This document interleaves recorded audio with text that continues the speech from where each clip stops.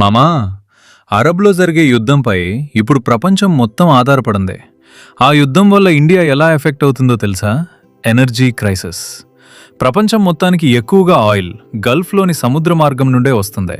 అదే strait of హోర్మూజ్ మామా. ఇది ఇరాన్ కంట్రీ అధీనంలో ఉంది. కేవలం 50 కిలోమీటర్ల మాత్రమే ఉన్న చిన్న నీటి భాగం.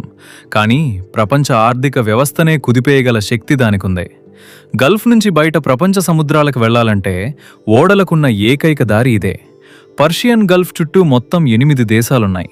Iran, Iraq, Kuwait, Saudi Arabia, Bahrain, Qatar, UAE మరియు ఒమన్.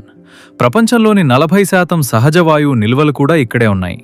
ప్రపంచ మొత్తం ఎనర్జీ సరఫరాలో దాదాపు 15% ఈ ఒక్క ప్రాంతం నుంచే వస్తుంది మామా. ఈ మార్గం ద్వారా ఎక్కువగా చమురు పంపే దేశాలు సౌదీ అరేబియా, ఖతార్ మరియు యుఏఈ. కొనే దేశాలేంటో తెలుసా మామా? అమెరికా, ఇండియా మరియు చైనా. అందుకే ఇప్పుడు ఇరాన్తో యుద్ధం జరుగుతుంటే ఇండియాలో గ్యాస్ రేట్లు పెరిగాయి.